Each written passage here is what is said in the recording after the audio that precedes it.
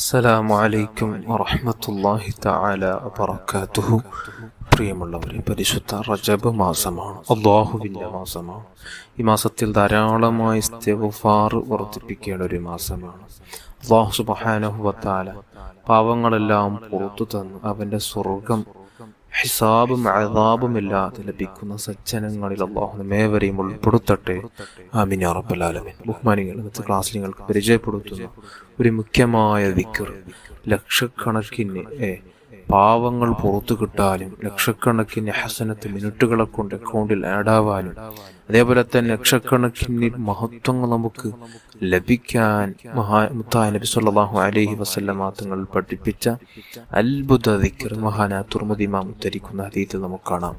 അവിടെ നിന്ന് പറയുന്നു, മൻ ദഖല സൂഖ, ഒരാൾ അങ്ങാടിയിൽ പ്രവേശിച്ചു. ഫഖാല, എന്നിട്ട് അവൻ പറയുന്നു, ലാ ഇലാഹ ഇല്ലല്ലാഹു വഹ്ദഹു ലാ ശരീക ലഹ് ലഹുൽ മുൽക്കു വലഹുൽ ഹംദു യുഹീ വയുമീതു വഹുവ ഹയ്യുൻ ലാ യമൂതു ബിയദിഹിൽ ഖൈർ വഹുവ അലാ കുല്ലി ഷൈഇൻ ഖദീർ എന്ന ദിക്ർ ഒരാൾ അങ്ങാടിയിൽ ബസാറിൽ പ്രവേശിച്ച ഉടനെ ചൊല്ലുന്നു.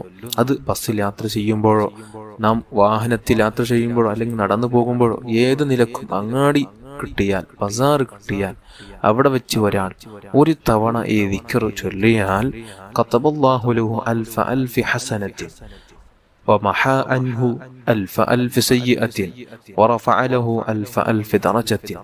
ആ സെക്കൻഡിൽ തന്നെ അല്ലാഹു സുബ്ഹാനഹു വ തആല 10 ലക്ഷം ഹസനത്ത് നന്മകൾ അവന്റെ അക്കൗണ്ടിൽ അല്ലാഹു രേഖപ്പെടുത്തുകയാണ്.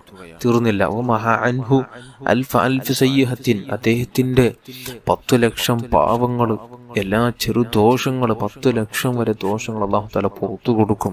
അതേപോലെ തന്നെ 10 ലക്ഷം ദറജ, ആത്മീയമായ പടികയറ്റം, ആത്മീയമായ ഒരു സ്ഥാനം അല്ലാഹു തആല അവനിക്ക് രേഖപ്പെടുത്തുകയാണ്. അദ്ദേഹത്തെ അല്ലാഹു തആല ഉയർത്തുകയാണ്.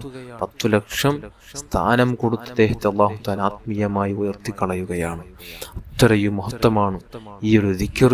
ഈ ദിക്ർ അങ്ങാടിയിൽ വെച്ച് ഒരാൾ ചൊല്ലിയാൽ, ഒരാൾ ബസ്സിൽ യാത്ര ചെയ്യുമ്പോൾ എത്ര അങ്ങാടികളാണ്, എത്ര ബസാറുകളാണ് നമുക്ക് കടന്നു വരുന്നത്. അവിടെ എല്ലാം നമുക്ക് ഈ ഒരു ദിക്ർ ഉപയോഗപ്പെടുത്താം.